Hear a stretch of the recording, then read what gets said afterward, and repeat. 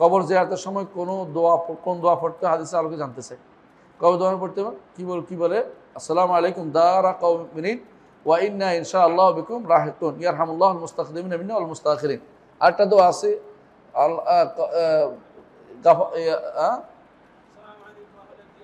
আহলা দিয়ার মিনাল মুসলিমিন ওয়াল মুমিনিন। তারপরে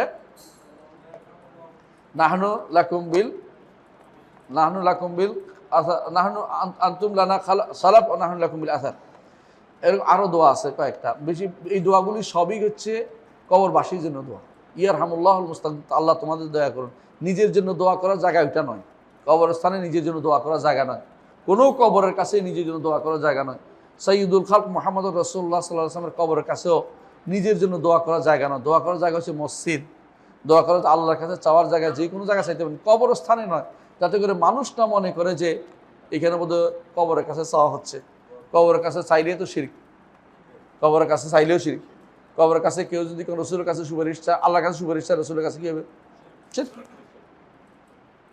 এটাও শিরক। যে রসুল আপনি আল্লাহর কাছে আমার জন্য সুপারিশ করেন, শিরক। কেন? চাওয়া হচ্ছে, যে এই চাওয়া হয়ে যাচ্ছে, তো এটাও করতে পারবেন না। কথা বুঝছেন? দোয়া কি করতে হবে? আল্লাহ রাসূলকে আমাদের জন্য সুপারিশকারী বানিয়ে দিন, আল্লাহর কাছে বলতে পারবেন। তবে এটা ওখানে থাকেও জরুরি না, যে কোনো জায়গায় এটা বলতে পারেন। কবরের কাছে বলতে হবে জরুরি না। আমার দুর্ভাগ্য যে আমরা বিভ্রান্ত পথে পরিচালিত হচ্ছি।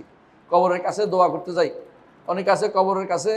আমি যখন বললাম যে কবরের কাছে দোয়ার জায়গা না, একজন খেপে গেছে, দোয়া করছে, কবর দোয়া করছে, যাইয়া দোয়া করে দেখাইছে দোয়া করা যায়।